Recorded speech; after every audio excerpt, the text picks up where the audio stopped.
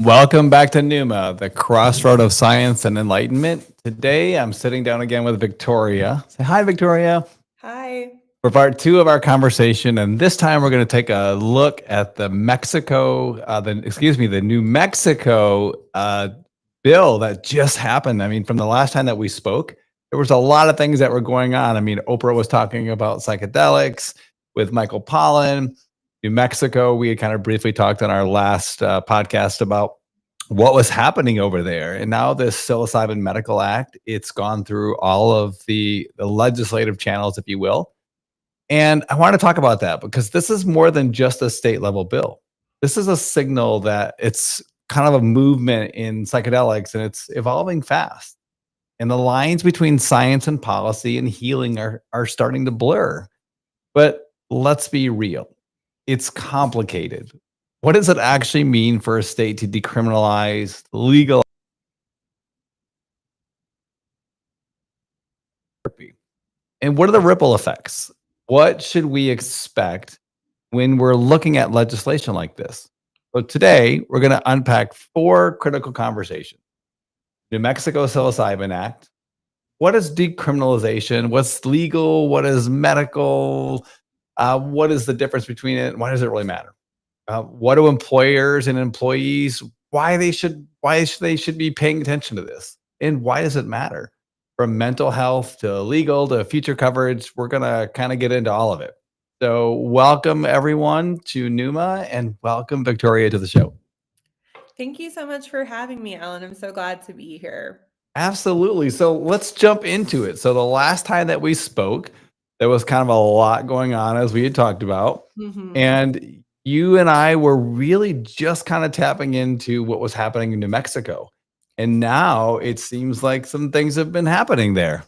Right. So the New Mexico Medical Psilocybin Act has passed out of the House and the Senate. It's now on the governor's desk, and she has until April 11th to sign. Even if she does sign, in New Mexico, like a lot of other states, she has the ability to line item veto.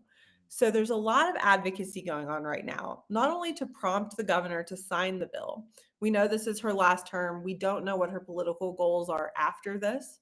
So we want to reassure her that this has the support of New Mexicans across all parties and across all aspects of society while she makes this decision. We also want to encourage her to sign the bill as written. There are some financial aspects to this bill that are going to affect New Mexico's budget. Specifically, as we talked about last time, the New Mexico Medical Psilocybin Act includes two revolutionary legislative elements: an equity fund and a research fund. New Mexican senators and House of Representatives members have stated we want psilocybin access in a medical context to be equitable. Now we have to fund it.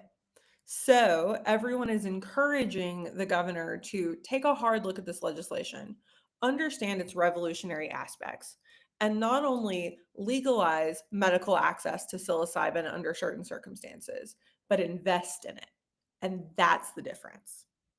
So kind of walk me through what that looks like, because as we were kind of talking about in the beginning, I mean, this is like such a different shift. I mean, we've seen Oregon, we've seen Colorado.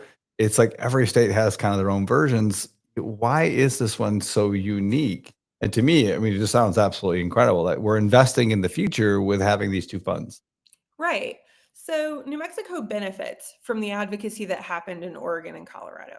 And we've had a little bit of time here to see what has happened in Oregon and Colorado, how access is starting to shake out, and what it is that we might want to do differently as a state that's very rural, that has a very diverse population, and that has some language and financial barriers to treatment that might not exist in the same intensity in the rest of the country.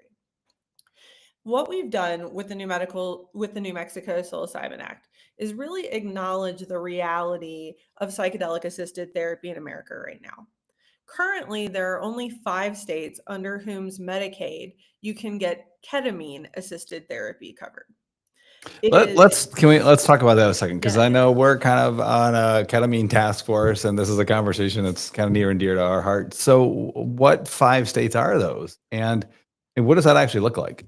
Yeah. So if I recall correctly, it's Texas, it's Oregon, California, and then there are two others. Wisconsin just passed. Wisconsin, that's correct. And do you Yeah. happen to recall the other I'm one? trying to remember what the last one was. So, listeners, if you want to chime in on this one, that would be perfect.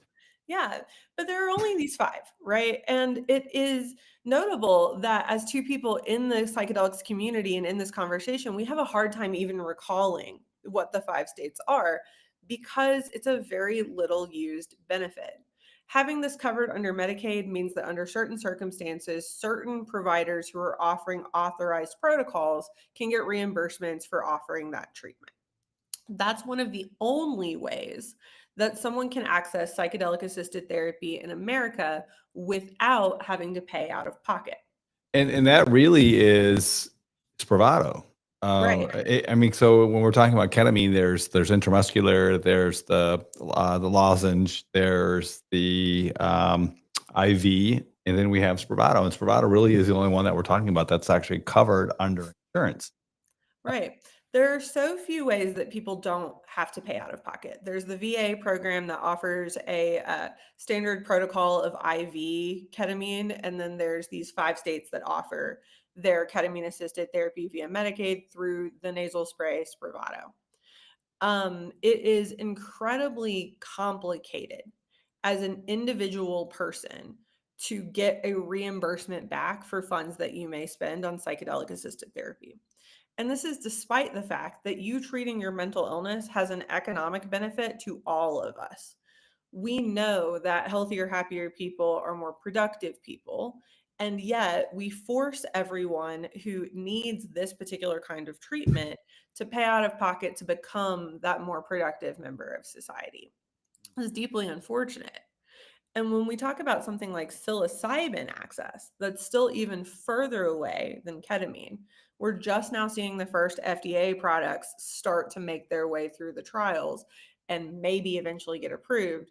We have a long road in front of us before anyone gets a reimbursement for psilocybin assisted therapy. Yeah, and it's funny because as I think about that conversation, I remember talking to someone actually a couple weeks ago. They had purchased Numa. They were super excited about trying it, and then they went to the website and there was a reference on there for psychedelic therapy because the origin of how we created was really just for post therapy benefits.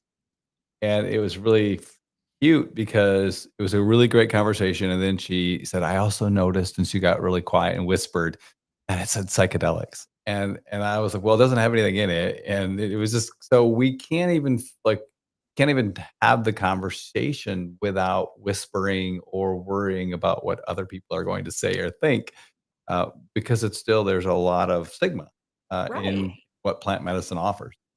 Right. And so New Mexico acknowledges within its act that not everyone is going to have the resources to pay for this out of pocket.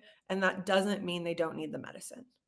Everyone at all aspects of society is affected by these conditions like major depressive disorder and PTSD that are designated under the act. And there has to be a way that everyone affected can at least try to get access. The Equity Fund is the first time we've seen a legislative recognition of the fact that psychedelic assisted therapy is a community issue. It's something that we all need to be invested in if we're going to solve our mental health crisis.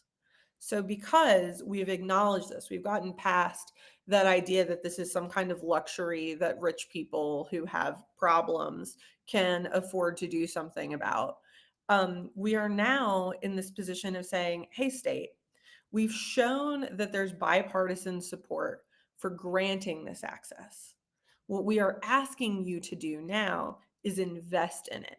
Put your money where your mouth is. Don't be the kind of mental health advocate that only talks about it, and spend money on helping the most vulnerable members of our society get healthier and move past the conditions that are affecting them. So this is unique because it's bipartisan. One, I mean, when we watched this thing, it actually kind of went through pretty quickly. Like it It went really through both did. committees, went through House, went through Senate, landed in finance. I mean, that was all within like a couple of, I felt like it was like a month and then it was like all done. I'm sure it was longer than that, but it felt like it was pretty quick because it was bipartisan. Right. And I have to say, it's very much like Sabrina Carpenter. You have to work 10 years to be an overnight sensation. Um, there was so much advocacy, like the New Mexico Psychedelic Science Society started in 2019 to start building this bill. There has been so much advocacy from Soul Trip and Las Cruces. All these organizations started years ago, and they started pushing the ball before anyone could see it. And then the right bill at the right time with the right sponsor lands in the New Mexico Senate, and it moves through like wildfire. Only 12 legislators in either the House or the Senate, so both chambers combined, only 12 people voted against this bill. Wow. The will of the people has been very clearly expressed through their representatives. This is not something that we can debate anymore. And we're just hoping that the governor takes a look at that bipartisan support and sees this is overwhelmingly what New Mexicans want and so many New Mexicans need. So how is this, again, when you kind of look across the entire world, there's 240 different studies, I think, that are going on right now with all versions of entheogens and ethogens, and we can talk about and pathogens. We can talk about all of that. But I think there's 14 states right now that have some level of decrim or they're legal, as we know, in a couple, some that are don't ask, don't tell, we'll look the other way. I mean, it's, but how does each state look at that? I mean, do you have any kind of an idea of like, because I know like with Maryland, we're looking at decriminalizing. So what Mhm. does that really mean to the average person when we say that it's decriminalized? Or what does it mean when it's legal? Or what does it mean when it's like Louisiana, where it's just like flat out, we're not going to ban everything? And then Yeah. I think we even heard with Florida, like they're even going to ban the spores, which we can kind of talk about in a second. But I mean, what are your thoughts on what are each of these first? I guess let's go there first. Right. So there is a difference between decriminalization, legalization, and a medical model. What ends up happening when you decriminalize a substance is that you remove the criminal penalty for possession of, or sometimes even the sales of, depending on the state, that particular compound. So for That you does, as a, so I mean, okay, so you as a former prosecutor in Louisiana, somebody gets picked up, they don't even get picked up anymore. Like, so your docket just like went all the way down because we're just not going to criminalize. right. I actually have some experience with this because I was a prosecutor when marijuana was decriminalized in the city of New Orleans. What we see with decriminalization is not that something is legal and it's totally fine to have and you can walk around with it everywhere. It's that the criminal penalty for it goes away. So you save all those prosecutorial resources and all those police resources. You stop having those community interactions that create so much negativity between the community and their government. But sometimes there is still a punishment involved here. Just because something is no longer a criminal act does not mean that you can't have like a civil fine for possession of it.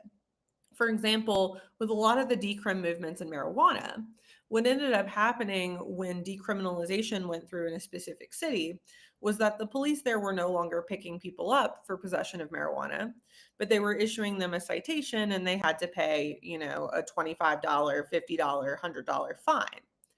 Decriminalization is a word that starts with advocacy that sometimes gets co opted by forces in government to mean that we've just switched this over to a civil fine.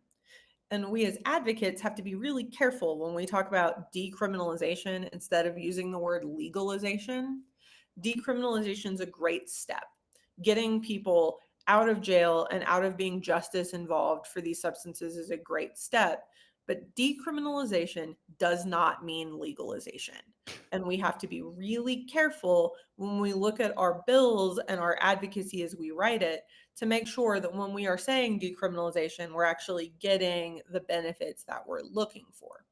Yeah, and I think that's important because from our last conversation, I mean, the ones who are hit usually the hardest with any any kind of access, or I guess lack of access to the legal system, are really the segment of the population who can't afford legal representation anyway. And oftentimes, whether it be a fine, whether it be incarceration or whatever, it ultimately affects them. So even when you're talking about decriminalization, finding somebody who chances are probably don't have the money, I mean, it's very, very important that we really we identify that decriminalization is not legalization. You still will incur penalties. You will still incur costs that could be prohibitive to you. Right. And we have to be really careful because sometimes people use those two words interchangeably. There are a number of proposed decriminalization bills that are floating around the United States right now that are effectively legalization. And that's great, but we hear that word and we see it compared to things in other states, and we kind of act like we're all making the same progress. And that's not necessarily true. When we say something has been legalized, what we're saying is that whatever is specified in that act, whether it's an amount, a substance, or both, is legal to possess. You cannot be punished for it civilly or criminally. You are acting within the bounds of acceptable conduct for society that you're in, and there is no enforcement mechanism that follows that. Decriminalization may still have an enforcement mechanism, it's just not a criminal enforcement mechanism. There's nothing on your criminal record. You can't go to jail.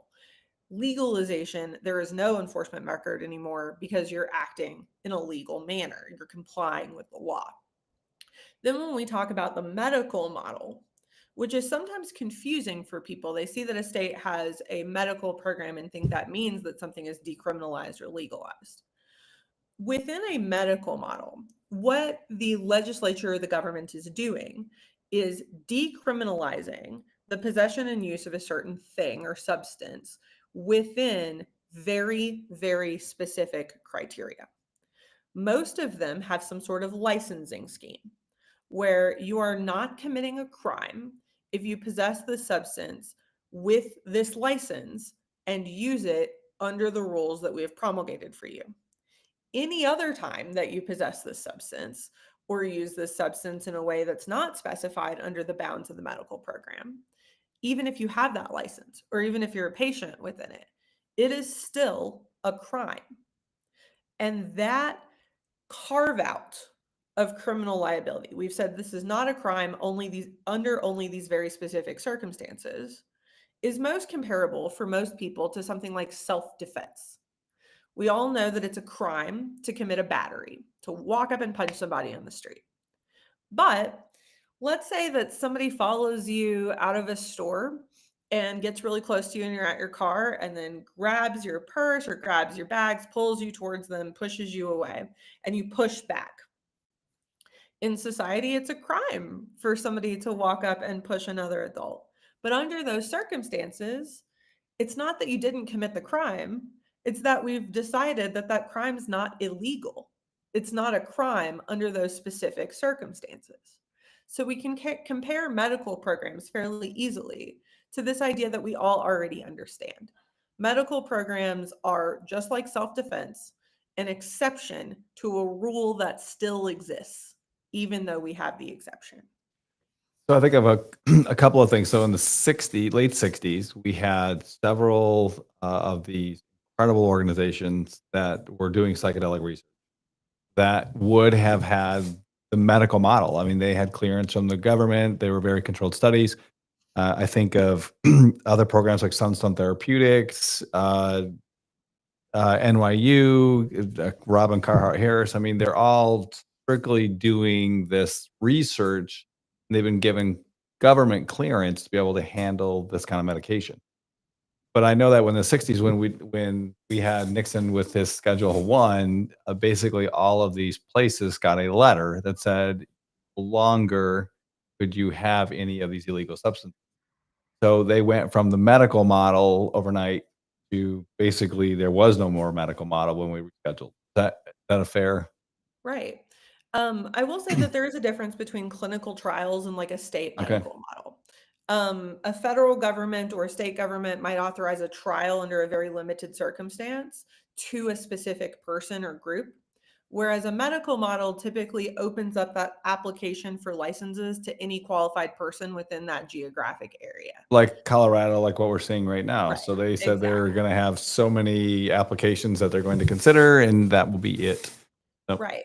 So medical models are a little more open than what happened in the 60s with these very controlled licenses or clearances for trials. Those kinds of things still exist. The medical models are a little broader because they're opened up to market participants who can show that they're qualified and want to apply. That's great. But very similarly to what you're talking about, medical models are still subject to that same fragility. The idea that a state can pass a specific like version of a medical model and then grant their licensees the ability to do this, and then the next legislative session take it all away and say we don't want to do this anymore, is still very real. It's why legalization is often the ultimate goal for a lot of advocates, whether they come to this through the decrim movement or through the medical model movement or some combination of both. Ultimately, unless this is your free conduct and you can go to your doctor and have this conversation regardless of who that doctor is and make the decisions that are right for you, there is still fragility to your access, and we have to be very aware of that. So in the New Mexico case, with the passage of this, knowing that this is the governor's last term, could this change at the end of her term, or is this something that is going to stay in Mexico under this current legislation? So this is planned to last for a very long time, and it's set up to be very stable. Right now, when we talk about this being the governor's last term, we're really talking about, is she going to sign this? Is this going to be part of her legacy? We don't know what her political aspirations might be after this, or her career aspirations might be after this. And she has, a lot of life to live. She's been an excellent governor. She's got a great reputation. She's got a lot left to go. How she sees positioning herself after being the governor might influence whether or not she signs or effectively desk vetoes, meaning just allows the time to pass this particular bill. She also might want to have some sort of financial legacy when it comes to how she leaves New Mexico's budget. So, whether or not she line item vetoes things like the equity fund or the research fund may be influenced by these things we cannot know. She might be leaving politics forever. She might run for president. But given that amount of variability, we as advocates can't let up. We've got to keep calling the governor's office and sending these emails and saying, you want this to be part of your legacy. So many people have put their lives, careers, reputations on the line to get this to your desk. Why did they do that? And we invite you to consider that. If this passes and she signs it into law, the program will not start seeing patients probably until March of 2028. Okay. So I expect we're going to see several legislative sessions pass with no activity or very little activity on the medical side of psychedelics. I expect, or I predict, that most legislative activity we see will be on the decriminalization side of psychedelics between now and the institution of the program. When the program becomes instituted and we start seeing patients, I think that's when we might see some tweaks to the program, or we might see the program evolve and take on a new form. Yeah, Um, I remember hearing some number. I think it was a year and a half ago. We need about 100,000. Should this all become legal tomorrow, like we would need 100,000 new either social workers or people to come into this program like the next day in order to create an infrastructure that was even worth at the most basic level for having this type of assisted therapy.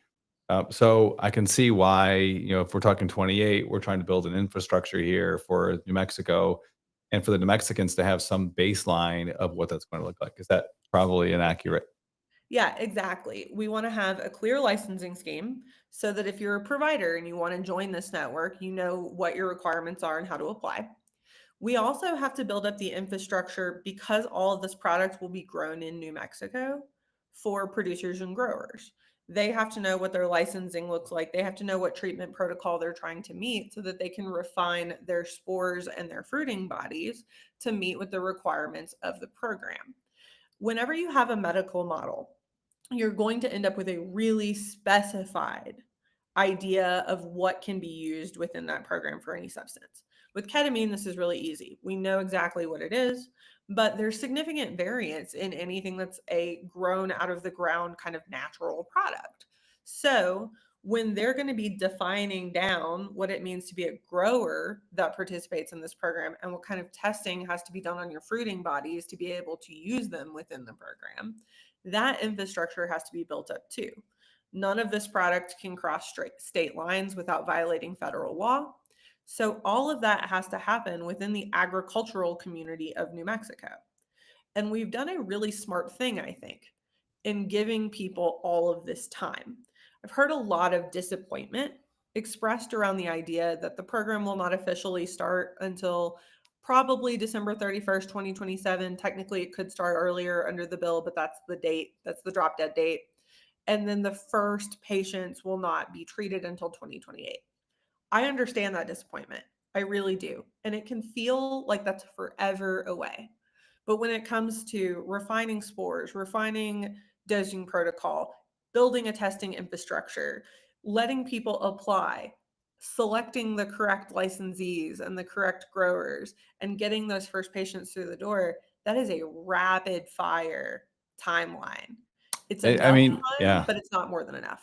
Well, and it seems reasonable. Again, I know we all want things tomorrow. Like that's just what we do. But I mean, it seems reasonable to me because you have to vet who is a responsible grower, who is not, building the testing infrastructure, all of the things that we wouldn't even consider because again, it is agricultural. And as we're as we're even talking about this, I'm thinking about just all the different kinds of spores that there potentially are. Some are stronger, some are weaker. I think the dosing protocols behind that.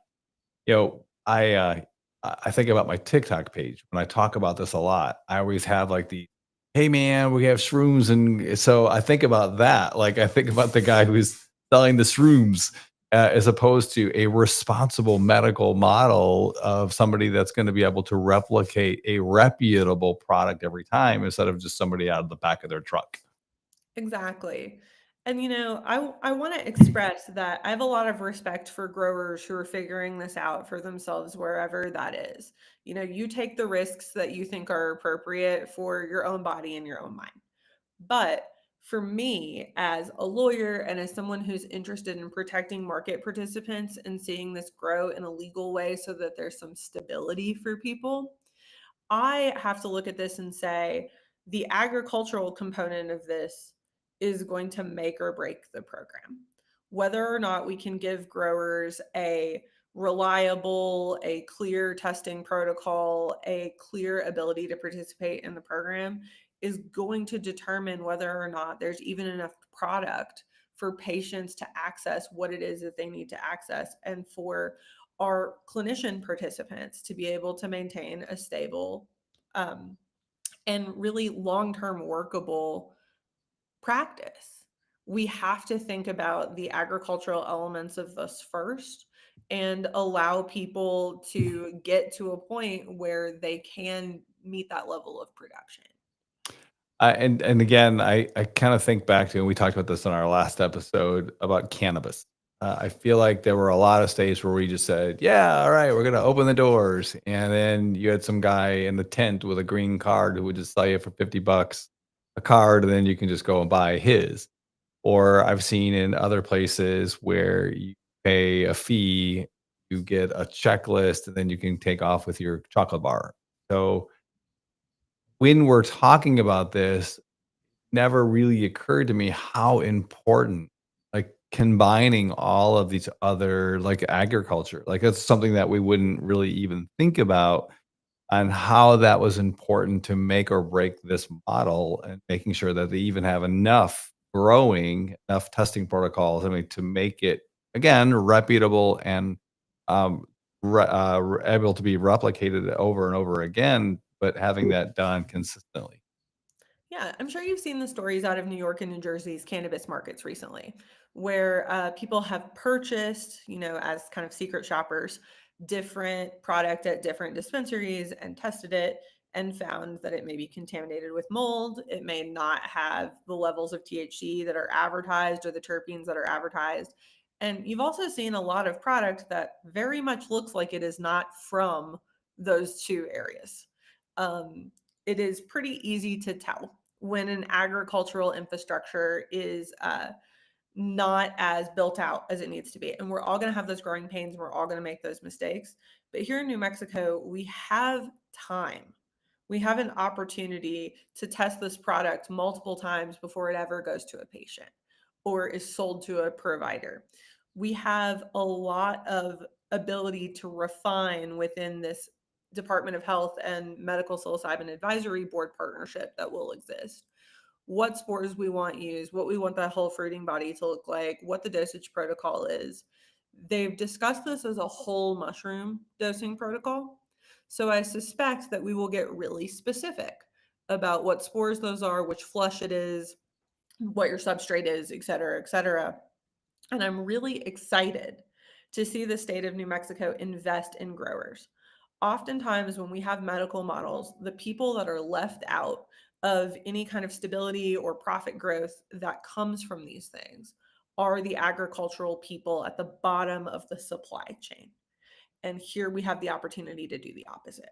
And I was thinking as you were saying that typically when you see bills that are being sponsored, they're normally by big industrial something, and the last one that is ever really considered is the grower, the farmer, the downstream vendor, if you will. So that is really unique. That's really great. But as we're thinking about all this from a legal compliance, again, we want consistency. So what does that infrastructure look like? Because I know we've had this conversation before where we don't really think about this. We don't think about the compliance agriculture, I mean, the compliance side of things on an infrastructure. We wait until after and then we're like, oops, really probably should have thought that through first, but we didn't. So why is that important? So, as a lawyer, I think I can acknowledge the fact that I am biased towards compliance. I want people to follow the rules. I have seen the consequences when you get sued after you don't follow the rules and how expensive it is. So much more expensive not to comply. But on a very baseline level, compliance infrastructure is important for efficiency purposes. There's been a lot of talk about government efficiency recently. And one of the biggest elements we leave out of that conversation is how efficient is this government at motivating proactive compliance versus punishment. It takes a tremendous amount of resources to enforce regulations. So we have to structure them such that there is motivation to comply before you get an enforcement action. Well, and I think oftentimes too, there's so much like variation of what is law, what's not law, what's compliance, what isn't compliance. Don't ask, don't tell. I mean, we're seeing a lot, in the employer space with employer health plans being sued Mhm. for lack of disclosure or lack of thing. It's almost to me reminiscent in tangent of the 401ks from like 15 years when there was Right. all this lack of disclosure. Employers are now being sued by their employees saying, "Hey, you didn't tell me where things were." So it could have just been as simple as I just didn't know. Like I Right. didn't know that I had to do that. So ignorance isn't always bliss here. It is not. There's a phrase that my mom always uses that's like, it's a penny smart and a pound foolish. What I see with a lot of businesses and a lot of healthcare providers as well is that legal's really expensive and starting up a business is very expensive. So they look at legal and they go, oh, I don't need that until I get sued. And they leave that out of structuring the business. And when you're a provider or a business person who has a million things on your plate, structuring the business to meet those particular skills that you have allow you to provide the most care to patients, allow you to make a great product and get a good profit off of it, often is something you're very good at. And something you might not be really good at is figuring out how to do that in a way that builds compliance into the way that you run your business or practice. It's And kind of when like you, insurance. right, It's one of those things that you hope that you never have to use, but it's essential to have. Right. And so when you don't make that investment early on and build your business in a way that's compliant, what ends up happening is things are fine for a while. And then inevitably things are not fine. And when things are not fine, fixing that mistake, defending that lawsuit, paying those clawbacks to your insurance, whatever it is inevitably way more expensive than that initial legal or consultant or combined legal and consultant bill that you would have had at the beginning that seemed so insurmountable. Um, I always tell people you want to pay for that relationship early on that builds your business in a compliant way because you do not want to find out what people's litigation billable hour rate is. And oftentimes, I mean, from an employer standpoint, a lot of these are corporate attorneys that are either, I mean, they're not even billable. They're just like in-house corporate counsels who can just do this for as long as they need to. This is part of the cost of doing business. Exactly. That's why my firm has shifted to a primarily fractional general counsel option.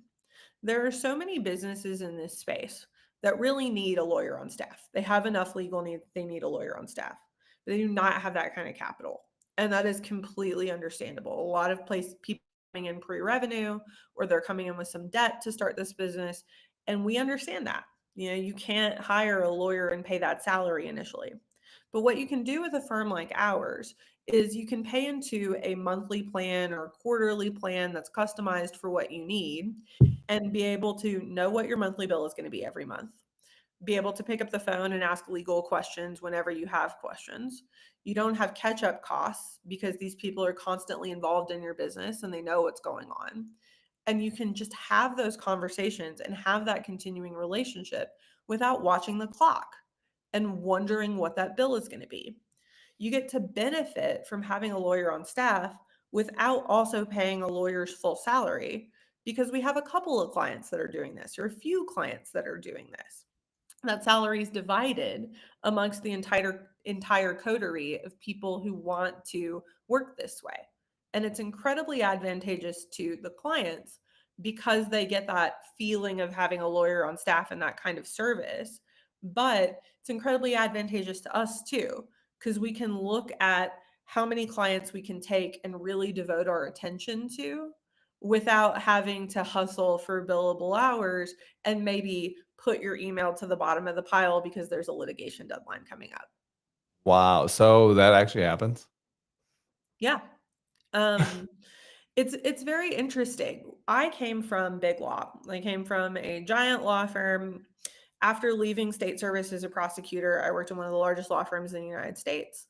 And what I saw happen very frequently in big law firms that were organized in this kind of billable hour model way is that your smaller client typically has more legal needs than your larger client. Your larger client typically has a GC on staff that you're working with for things that they need to outsource. But their legal strategy and their legal portfolio is being managed by somebody who's in house. Because of that, and because they're controlling so much of your business, your smaller client who really needs everything done all the time, all at once, and who needs somebody who really detailed knows what's going on with their business has trouble getting the service that they need out of that big law firm because that big client can demand so much time with their large book and their large cash flow. So you might get that email response 3 days later instead of a day later. With the fractional general counsel model, I and the other women in my firm can look at our book and see, like, okay, how many people am I promising myself to be this fractional general counsel for? How many people can I really guarantee that I'm going to respond to as fast as possible? How many people can I priority schedule a meeting whenever they need it with? And I can cap that number of clients. I can set myself a limit. And then when people want to come on to a plan like that, they really are getting the convenience of having me in their office. I sometimes will participate in corporate governance for people, I'll help them work out the structures of their things. A founder might come to me and say, hey, I want you to help me plan my succession for this business for after I retire. And we can do all of that because I already know what's happening within your company. I don't have to read a million documents and catch up every time and bill you for the 3 hours it takes to figure out what happened since the last matter. Wow. I mean, that makes so much more sense, and I'm surprised why more people aren't doing that. Yeah, it's a creative way of practicing law, and there are some reasons why it might not be right for you. Yeah. Like, there are still some services that we have to offer hourly because of how the courts track those bills, and we might be trying to pursue legal fees from the other side. There are, big law firms that are primarily working with insurance companies that have an entire infrastructure built around that hourly bill. And the idea of switching to something like fractional general counsel just wouldn't work for the infrastructure that they already have. We are not the right lawyer for everyone. But for the business that really does need a lawyer on staff, but isn't there yet and is trying to fill in that gap between the need developing and the time when you can really support someone 24/7, fractional general counsel is a great option. And a lot of businesses, especially small to medium sized enterprises, never really get past that gap. And those are the businesses that tend to get into the most compliance trouble. They have all the needs, they don't have the lawyer on staff, and then this develops into very expensive litigation. So It we've I tried to Yeah, I mean, as you're saying that, I'm almost thinking too, it's like, well, we'll just kick the can down the road. Or I see this a lot too with companies. Sales are not really growing the way that I want. So the first thing I'm going to cut is advertising. I want to cut my social media, or I want to cut my spend on attracting new clients, because it's like the easiest like line item that they can see, like right. insurance. Exactly. Like looking at line items gets really complicated. We've tried to position ourselves in the market for people who did not have an option before. When you're in this gap and you have all these legal needs that are developed, but you do not yet have that kind of ability to pull in somebody as staff full time, there used to not really be an option other than hourly. You had to go with individual matters, you had to quote multiple people and try to find something that you could afford. And that was really the limit. There wasn't another option for you. We have at this point positioned ourselves such that there is another option, and because there is another option, we are finding that people can grow better, can do better, and can be more effective for what it is that they need. Awesome. So now let's go back to, lastly, the employers. So this is a gigantic step forward in mental health. So when I think about this, I always put on my insurance hat because I had done this for 30 years. How is this going to be different in New Mexico for employers? Like, from a mental health perspective, we know, and I just saw you had posted the veteran survey yesterday, and just looking at the numbers, while they're going down, it's still, the suicide rate among veterans is astronomical. Astronomical. And same for, I mean, non-VA, non-veterans in the survey. How are employers going to look at this potentially different in New Mexico? And go, more importantly, how do we think about this from an employer perspective down the road? Like, we know that we've already talked about Colorado, Oklahoma, Colorado, and Oregon are illegal. We've got other states that are considering versions of this. But how do we, as an employer, how do employers look at this? I'm so glad that you asked this question. It's incredibly timely, especially considering a recent decision we just saw about the ADA. We have a very, very recent case that just came out in which a plaintiff was fired by their employer for their participation in a medical marijuana program. Within that medical marijuana program, this person used marijuana off the job. They never came to the job site impaired. Still, despite all of that, they were fired from their job and their claim under the ADA was dismissed. Their employer was allowed to do that. Hmm. So patients need to be aware of the fact that just because there's a medical program in your state that allows you to access something does not necessarily mean that you are protected from your employer firing you for participation in that program. It is a devastating blow to employees who need to access these services to be the best that they possibly can be at their jobs. And it is where I think we will see the next round of litigation when it comes to psychedelic assisted therapy. Right now, we see a lot of free speech stuff and church stuff. I think the next round is going to be the requirement of employers to accept participation in these kinds of programs and whether that requirement exists. In New Mexico, what we have seen so far is that there's a lot of popular support for people participating in these programs. And psilocybin is a really good substance for something like this. If you're taking psilocybin under the protocol that's laid out in this Medical Psilocybin Act, you're in a facility with a guided person and you're not leaving until the experience is over. So there really is no danger that you're going to be showing up to the job site impaired.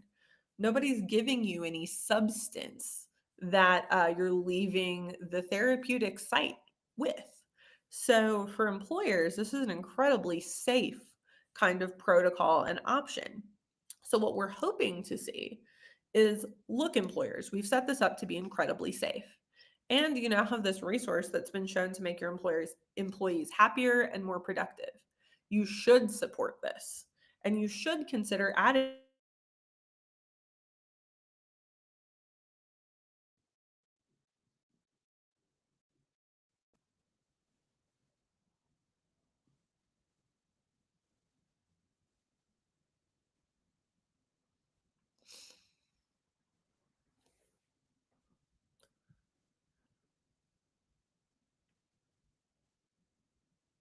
We have some technical difficulties. Yeah, I think we're back. That was really interesting. It's never happened before. So yeah, So so strange. yeah, so we were talking about employers and the medical model and why it was safe. Yeah.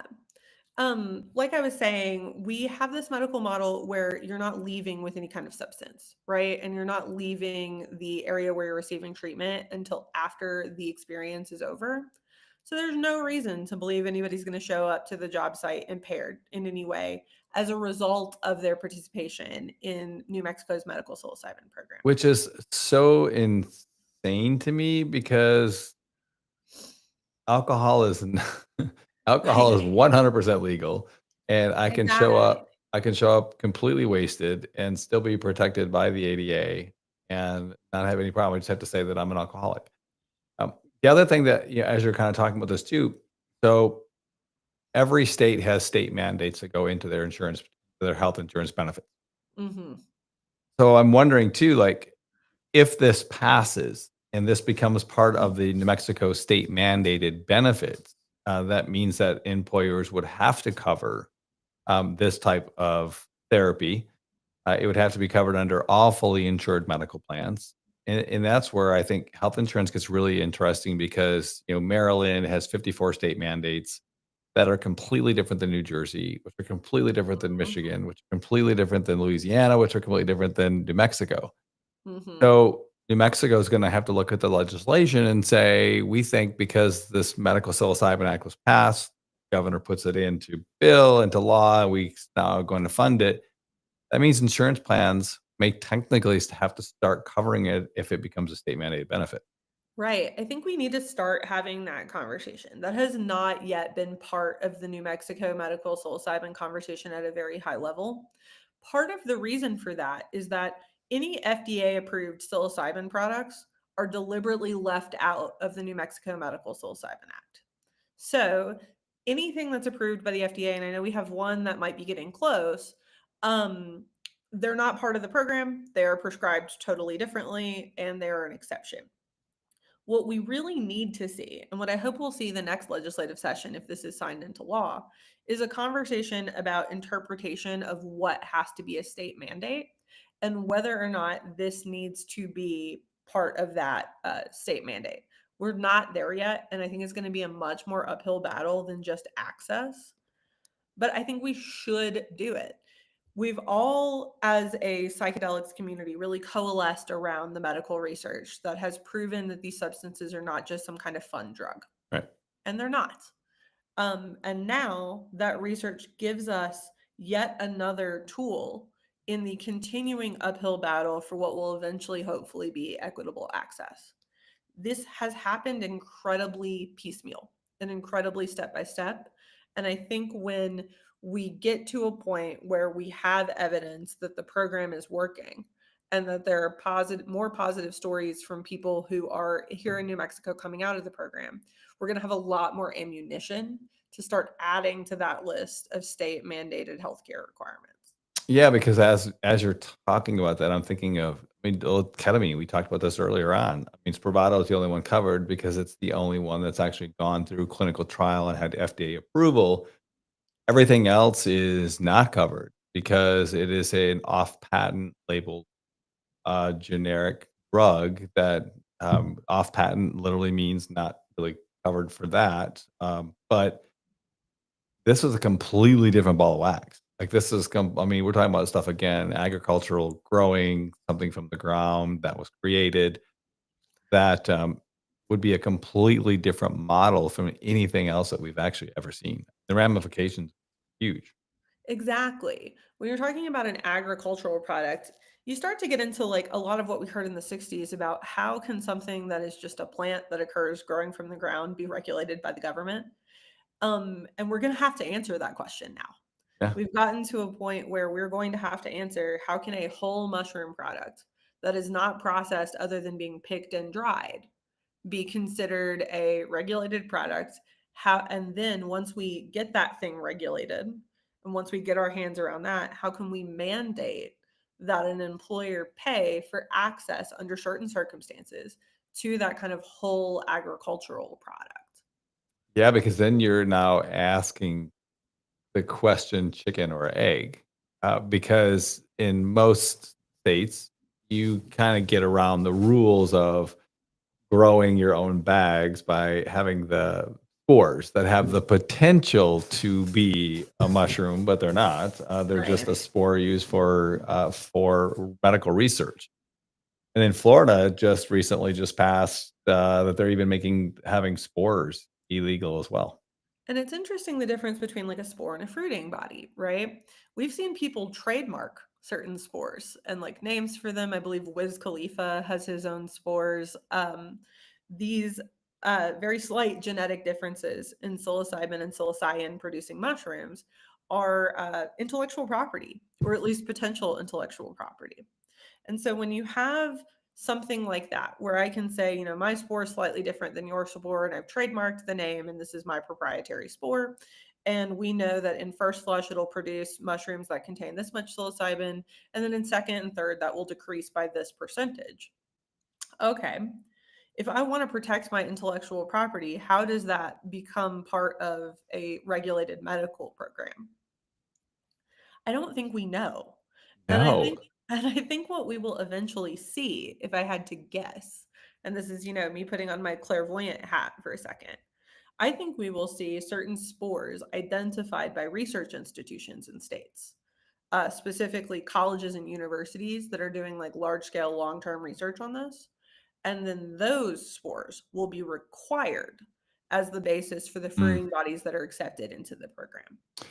So, going back to New Mexico, I mean, to make the list, I mean, we would have to know because it again have to be replicatable every time. It has to be the exact same consistency. So, I'm sure that they're going to look at all of that for the IP behind it. I think so. And I think when we talk about the crossover of IP and psychedelics and medical models and psychedelics, what we're going to find is that those two markets are going to develop relatively independently of each other. Definitely. Um, And then, again, I think back to the insurance side of this because for an insurance company, whether it be a state mandated benefit or not, there has to be some level of FDA compliance, unless it's a self funded employer plan. And then you have the problem of ERISA and being covered under the federal. And if they're still Schedule One drug, how does it get around creating the exception for coverage for an employer plan that technically has a Schedule One still attached? I think that is going to be incredibly complicated. And I think that's why also we're seeing some of these psilocybin based products be fast tracked through the FDA. Because I think that the FDA is very aware that there's a lot of interest in access to these substances, and the body of research is becoming too looming, too large to ignore. And as that continues to loom large, we have to do something about it before we lose our ability to do anything Hmm. about it. Yeah, it's becoming a runaway train that I think the federal government is now starting to see, saying, "Hey, we." I hope so. I hope we're at a point where people are starting to realize that this is not an avoidable conversation anymore, and that insurance has such a terrible perspective throughout so much of society, especially health insurance. I mean, look at the Luigi Mangione case and how many people showed up to support Luigi Mangione, despite it being absolutely clear what happened in that particular circumstance. That is, I think, an indictment on the public perception of health insurance companies at this Yeah, point. And with psychedelics being so overwhelmingly popular, health insurance companies are in this position where they have a very clear, easy way of improving their reputation and improving, kind of societal buy-in into the insurance system overall, but are having to do so within a very um, slow moving federal context. And I think making those kinds of business decisions, especially when you're talking about paper that's not held in the United States and may have all kinds of other cultural and social risks attached to it, it is going to be interesting. very interesting. So, yeah, again, because I look at this from a purely health insurance, been doing this thing forever, and then looking at how on earth are we going to make these things accessible and legal outside of the current frame that we have. It's almost uphill nightmare. I mean, It so really is. Descheduling is the most efficient path forward, but I don't know that we're going to see descheduling anytime soon. agree.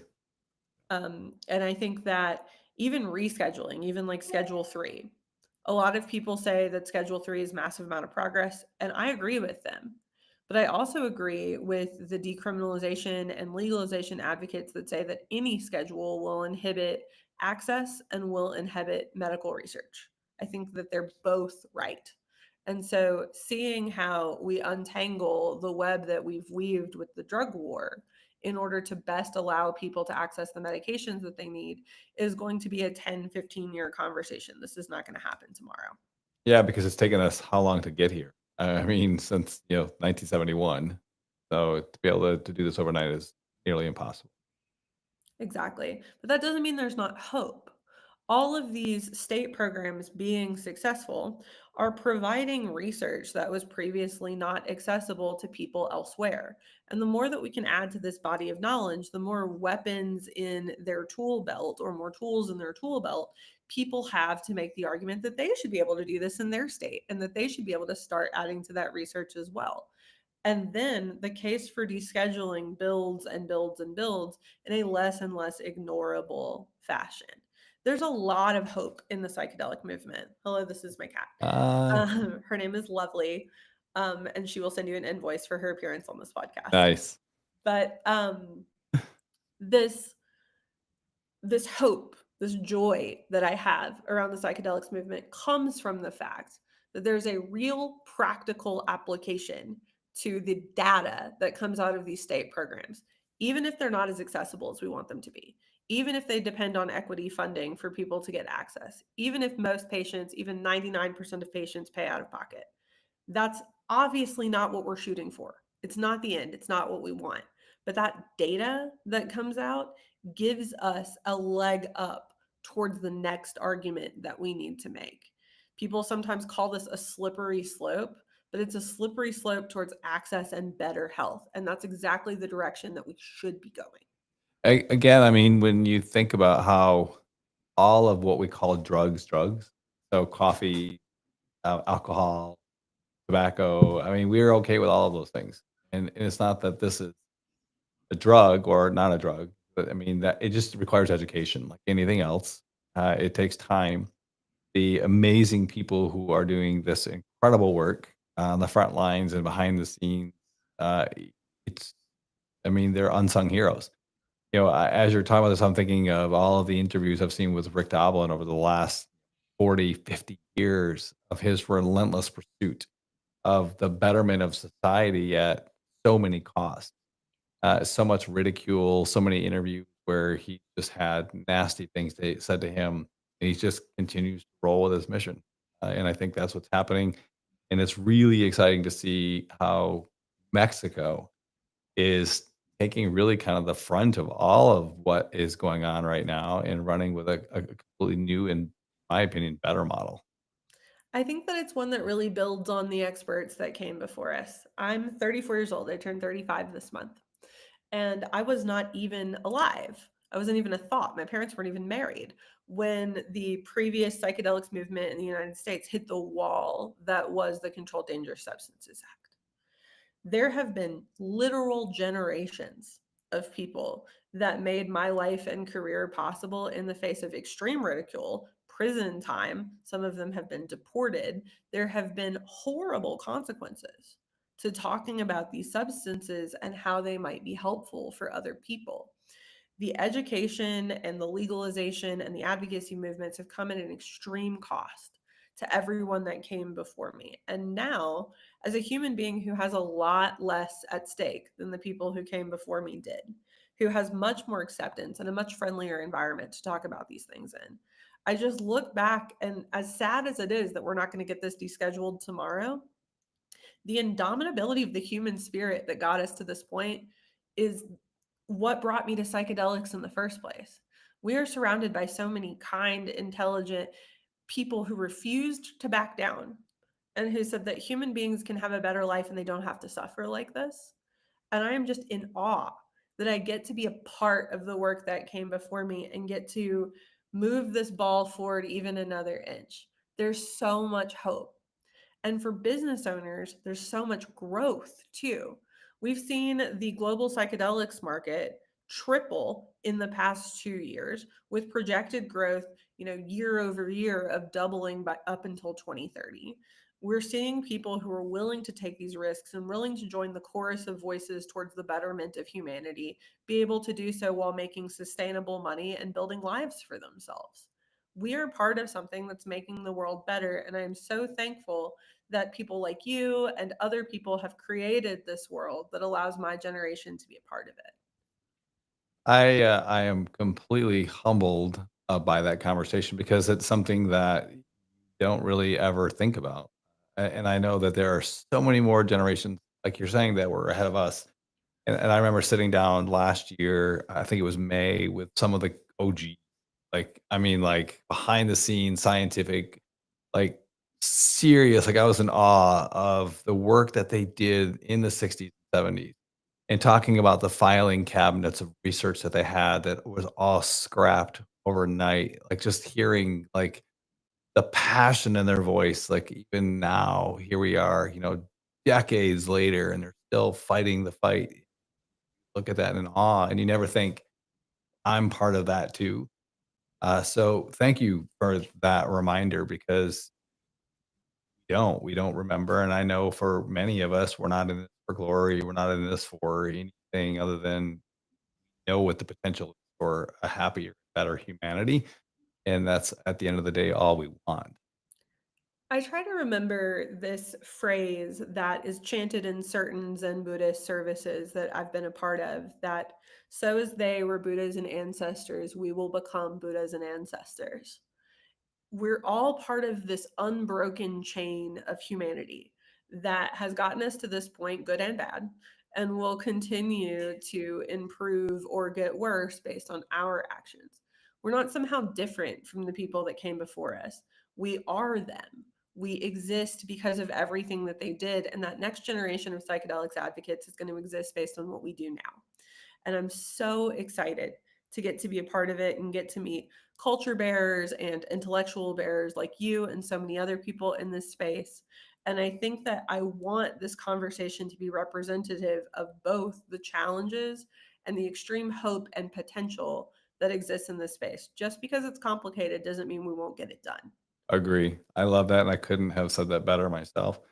And thank you again for your wisdom, for just being you. Like I've enjoyed our conversations offline as well as on our show, but you have brought such different perspectives. I think what is being done in New Mexico in the way that you're able to just look at where you started. Like, I mean, just like when I think about you being a prosecuting attorney and then coming to the other side and bringing that depth of knowledge, and how it, right. I mean, it takes a community, it takes a village of all of us just to wake up and remember who we are so that we as a community can actually move forward in whatever healing looks.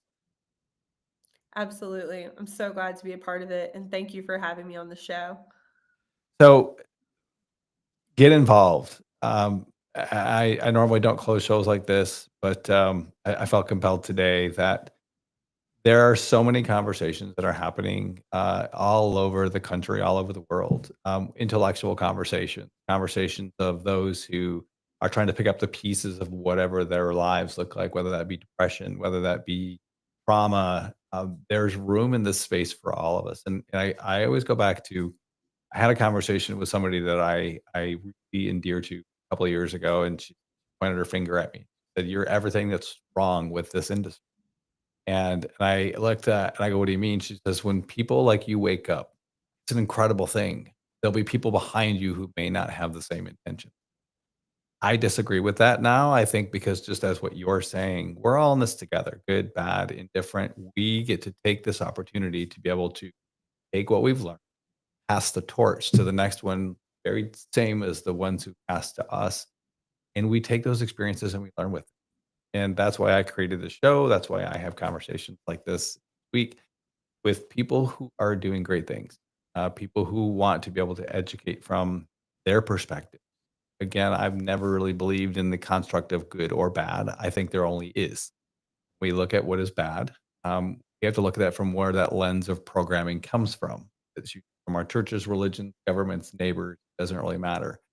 But I think asking the question as a community, again, I didn't say society, I said a community, because it doesn't matter red, blue, where you live, economic, we're all and asking the right question, what I can do to advance healing forward is more important than any of the other things.